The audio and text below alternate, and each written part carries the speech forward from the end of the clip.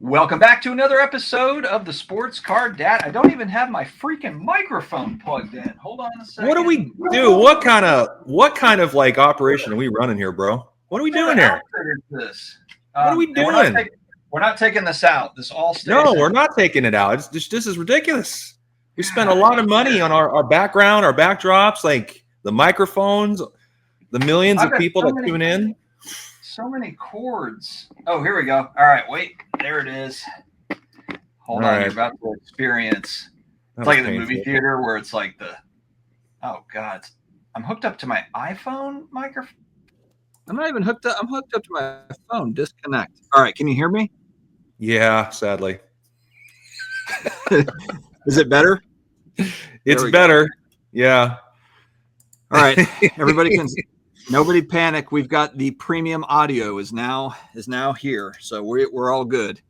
I was just talking to Dennis right before we came on. We're both in a huge rush, like in between like meetings and whatever. And let me get my Sprite Zero working. There you go. My daughter just turned 13, and she's going to get her hair done.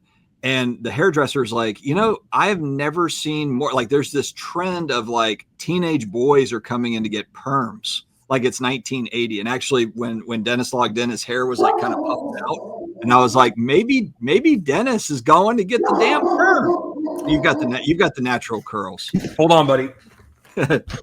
Yeah, we're definitely gonna have to cut in on this one. It was mail day. I don't know, man. I think we keep a lot of that in. Actually, the part I'm gonna keep in is you running back with the package.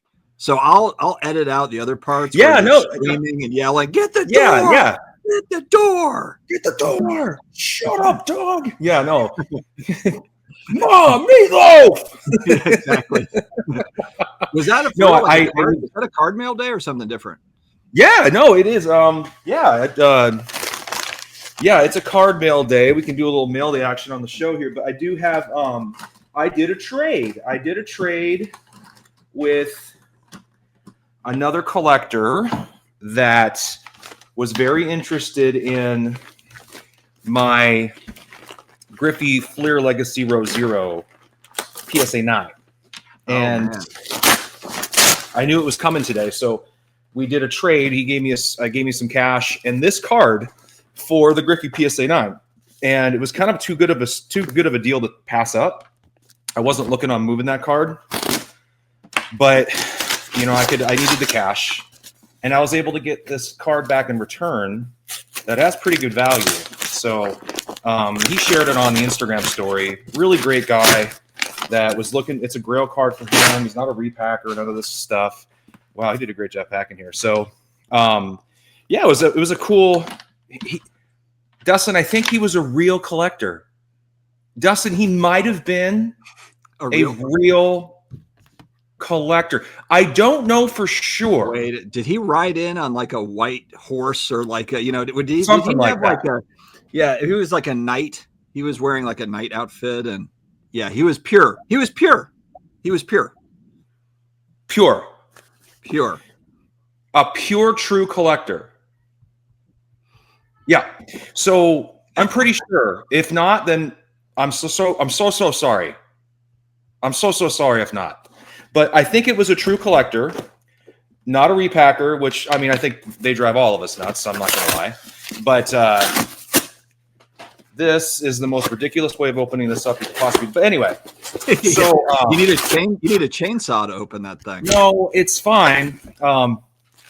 So basically, I bought this card from a true collector. He said he was. I believed him. And now that card is at Fanatics Collect or whatever, like the Griffey. So you're gonna get another SlabMag, bro. Because I don't have SlabMags. Let's go. Round ball royalty PSA 10 refractor. Michael Jordan. Man, you have been on a Jordan kick. And I've sold a few. I've kind of I've consolidated a little bit. This was not one I was gonna go buy, but he said, "How about this card plus some cash?" And I was like, "Yeah." I was a sweet deal. Now the Griffey, Um, that can you get that card back, or is that one where you're like, I could like it's like catch and release. Like I had it for a while, and it's like, I, yeah, there's 13 in PSA 9. You can probably get a PSA 10, a BGS 9, and get away with it. It's out of 100, so it's a card that I should be able to get back. And I definitely have the collateral to get it back if I needed to. But I may not too. But it's not one of the ones. It's a popular one that a lot of Griffey collectors like. That first year Flair Showcase Legacy out of 100. But it's not like, to me, it didn't stack up as much.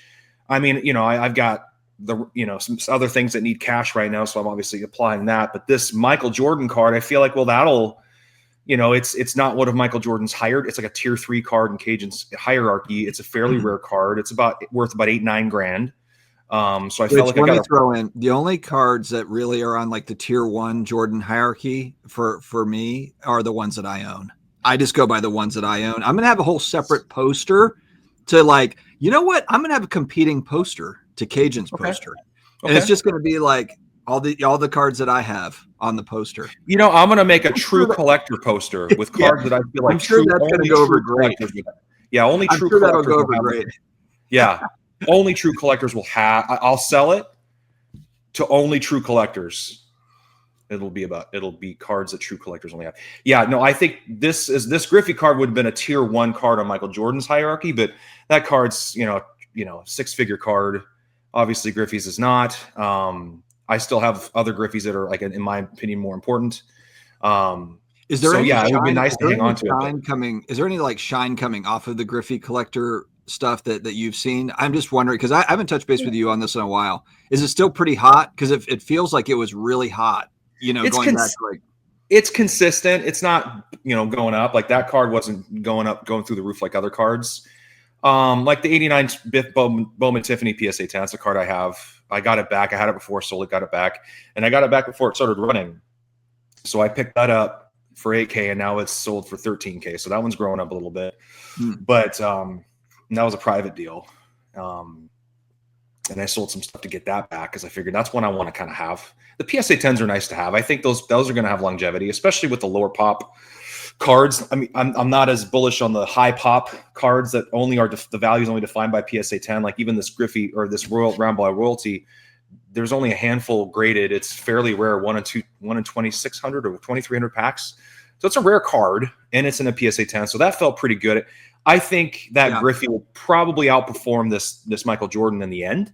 But this Michael Jordan will be still pretty significant, and I can go back and get that Griffey if I need to by selling stuff if I really wanted to.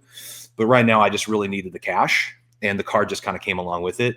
I got a really good deal. It was a good deal, but at the same time, the gentleman that bought it it's a grail card for him. He's going to keep it. It's great. I know that. It's part of the Griffey community, so that was pretty sweet. That's the part of it that makes it really fun, is when you get to see someone else get that card. And I've always said this, like, we're all kind of we're custodians of these cards, and then they change hands. Right. It's like my turn to have it, and now it'll be somebody else's turn to have it and enjoy it, especially with those really cool cards. So anyway, we could talk about something else too if we want. Well, I feel like that kind of rolls us perfectly into a subject that you wanted to kind of touch on. Go ahead. What's on your mind? What's on my mind is and this is a while back. We were going to do a video. I was in Vegas last week, so I couldn't do it. So I was hot on the collar to do it the week before. I think we just got busy. I reached out to Dennis, and he's like, I could pull over on the side of the road to do the meeting. And it's like, you know what? Let's just skip this week. Like, I don't want you out in the middle of the desert trying to do a video. Yeah. So I drove to Vegas for this meeting, work meeting I had for the bank. And so it was kind of a little break, and it was really nice. But it's you drive through the high desert coming back. Cause I went down to Nevada and Las Vegas through northern Nevada, through Boise, Seattle to Boise, down to there. And so it was a bit of, from like Boise or maybe even like Twin Falls to Las Vegas, not a whole lot going on. A lot of high desert, really pretty out there, but just not a lot going on, not a lot of service. So I was kind of stuck in the middle there when we were supposed to do our episode, and I was like, I wasn't finding service. So eventually I finally got it and told, Dustin, I don't know if it's going to work. I don't know if I'm that angry about all this stuff. And I'm not angry about all this stuff. I just think it's something that just popped up again, that I feel like pops up when the market's hot. You get folks that are going, well, and these are all opinions by people I respect. I don't know one of the guys very well at all, but I do know Adam really well. And Adam threw out a story, Adam Gray, on the maturity of the market, maturity of the hobby is not quite there because people are too concerned about values. I know I'm butchering that a little bit, but that's sort of the sense of it. Like, when you learn about how there's so much more to the hobby than the value of the card is what he was alluding to. Which I don't disagree with. I think there is a lot of different ways that cards are important, but then it's turned into this like, well, if you're only caring about the value, then you're missing out and all this other stuff. And then other people started chiming in and going back and forth and debating about it. And then it turned into this, well, you shouldn't do. It's like, okay, if you're selling a card and making money, I don't think anybody has any room to talk. Because we all do it. And I think a lot of us, this idea of like, I'm going to tell you who a true collector is by the way you do this, that, or the other thing. These are the things you need to do to be seen as a true collector. I think it's just I just think it's stupid. It's like I think there's a lot of people that really enjoy the cards, but I mean, people that buy and sell the cards all the time, and maybe they don't really have a lot of PC stuff, but they really enjoy the cards. I think you could almost be kind of like, you could really appreciate and love the items, but also just part of it is buying and selling. And that's a fun element to it. So that's the financial part. But like, if you're always buying and selling really cool stuff, then as you mentioned earlier, being the custodian, whether you're the custodian for a month or you're the custodian for 10 years, it's kind of all the same, but I do think there's a lot of people. I think people get put in a bucket where it's like you're an investor and all you care about is just the dollars and cents of it. But I think there are a lot of people that are passionate about the stuff, but they also enjoy the gamemanship of buying and selling, and being able to kind of get in and out of stuff and get into other things. Yeah. There's nothing wrong with the commerce of the hobby. I mean, it's the basic economics are always there. Things heat up. Everybody starts buying all these cards, and the records are being set on certain cards. So then the market gets flooded with all of those cards. It happens, and it did happen. I think we were talking about it. When's the hobby going to cool off? Is this bull market going to run? How long is it going to run? And what's going to happen on the other end of it? Well, I mean, it's like anything else. It's predictable. Once certain cards start selling for 10x, 5x, 20x, whatever, 100x, everybody who has that card all of a sudden isn't in love with it anymore. Fashion that. And then they sell it.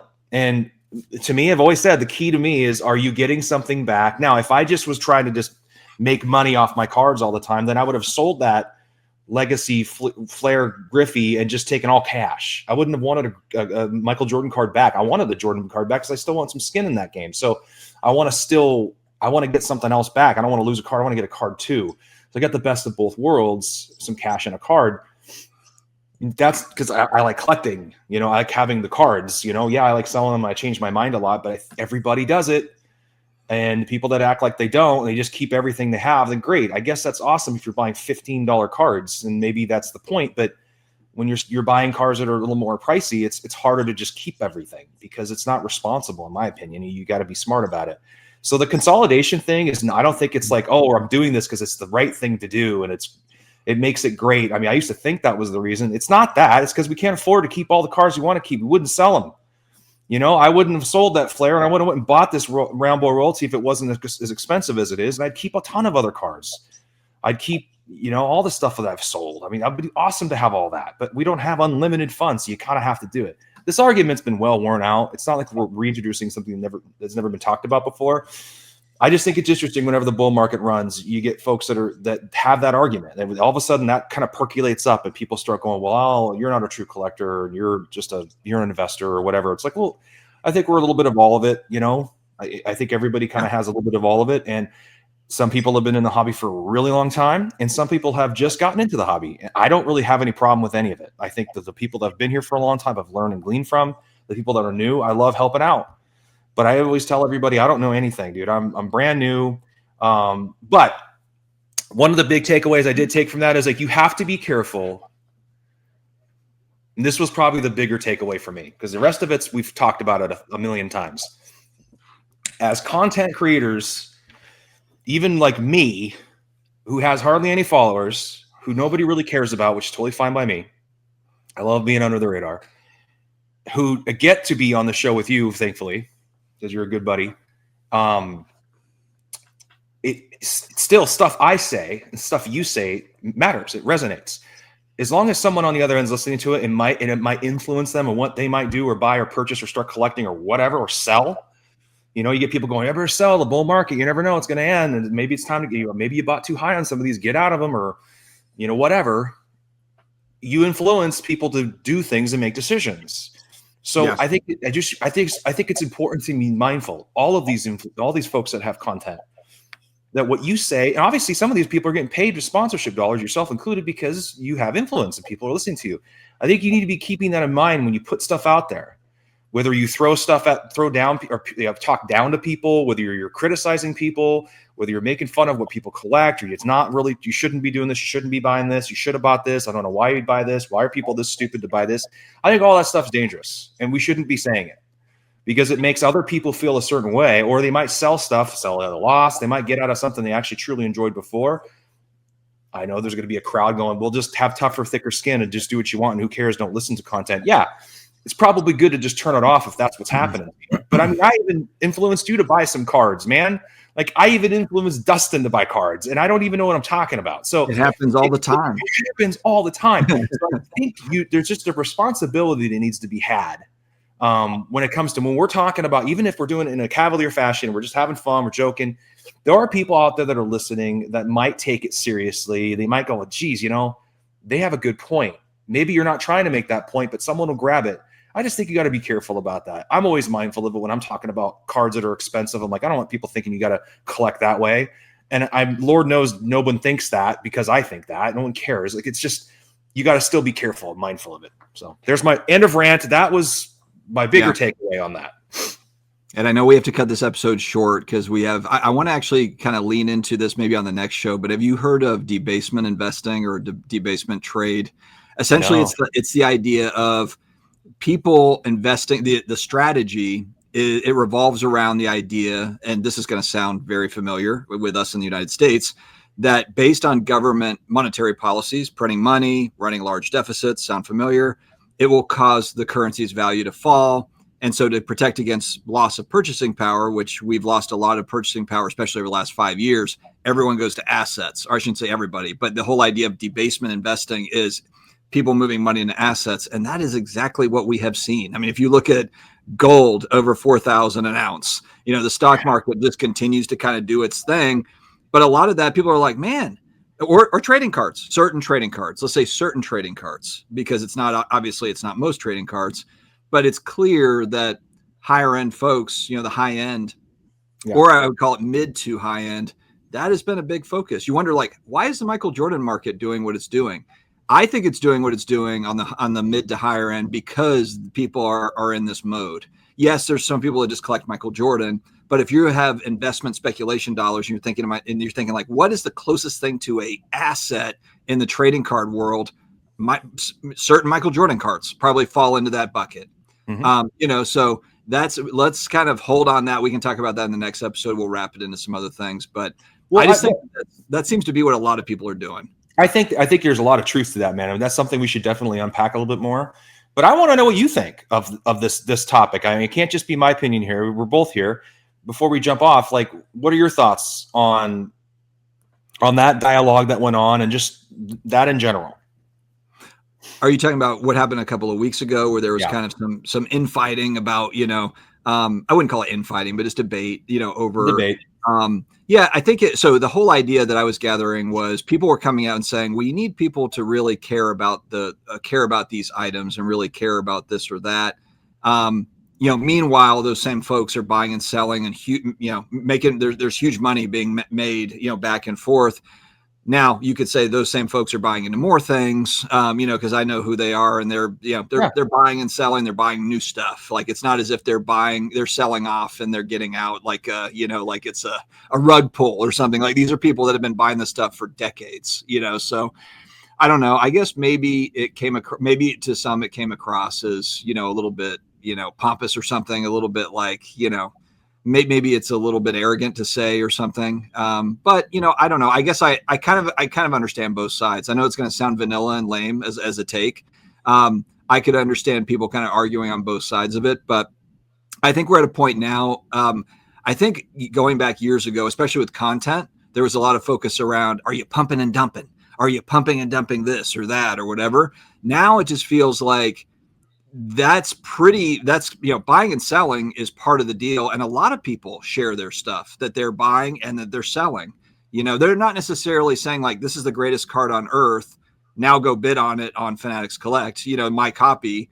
But they are constantly, you look at a lot of the auction watch things and a lot of the different things that are out there. There's a lot of push around certain sets, certain cards, certain players all the time, so is it a pump and dump if people decide to, talk about it a lot and then, oh, you know what? I'm shifting gears and I'm selling a bunch of stuff. Is that weird for people? I mean, for some people, they might be like, well, damn, dude, you've been talking about how great these cards are. And now they're all off to auction or whatever. And then there's other people that are going to say like, no, that's part of the, that's part of the deal. With you, Dennis, I'm not talking about you because you buy like, you have kind of a different formula. You're like me where you impulse buy something and then like 2 weeks later you're like, I don't really like this as much. And why did I buy this card? but you don't buy it and then go on a 7 video, series of how great it is and then send it off to auction to try to boost the price. No, you and I are just more impulse buyers that end up like selling certain things. I 100%. Bought silver prisms. I bought prism silvers that we were talking about, and I've sold them all. I've sold them all since that episode to buy other stuff. So it just happens. It happens like that sometimes. That's just fun. That's the fun of the hobby, and I would argue that's what makes it interesting. And there's a lot of cards that I haven't sold that are sticking. They haven't gone anywhere in like 4 or 5 years. I've had them for 4 or 5 years. They're not leaving, and those are the ones that probably are the ones that are obviously more important to me. But I just think when you're saying the value of the card is over, we're worrying too much about the values of the cards. You can't say that and then on another video say I bought all these cards and I sold them all at this massive profit. That yes, allowed them to go buy another really great card. Don't get me wrong, that's awesome. You're putting it back in the hobby, but you took advantage of the value going up. So the value did matter, and the value is a massive part of what we do. It allows us to sell and move into different cards. It allows us to make decisions and go, I want to go do this. Hey, I want to take these 2 cards and turn it into this card because I want it back or I want it. Values are everything. I think they lead the way. They're the most important thing, and there's nothing wrong with it. And I'm just going to argue, yes, it's kind of fun getting the cheaper cards, but it does nothing for me anymore. And maybe that's great for other people, and that's just where I'm at, and I'm not going to be ashamed of it anymore. Buying a $25 card is like, it doesn't do anything for me, and it can do something for you, and that's great, good for you. Hobby your way, cool. But there's just something about something that you buy and it goes way up in value, and then you can sell it and do other things. But there's something about that's attractive to pretty much everybody that walks the face of the earth. And to act otherwise is just, to me, it's just ridiculous. So sometimes I feel like people just run out of things to talk about, and then they get, like people get on their high horse sometimes, and it's like, 100%. You know what, just do your thing. We don't need to hear, I know. We get it. You're great. You have a great collection. We get it. Like, we don't need to hear from all these folks. So all this stuff sometimes. I get it, man. Well, I got to run. I know you do too. So we will end it there. We'll be back to talk about debasement investing, because I think that is most of this, frankly. I think it is. We're gonna and we'll wrap it into something else. We'll wrap it into some other wonky topic for next week. We will find a way. Where there's a will, there's a way. Thanks everybody for tuning in and listening to us yak on and me rant myself. All right, guys. Thanks, Dennis. I'll talk to you later, man. Take care, everybody. See ya. See ya.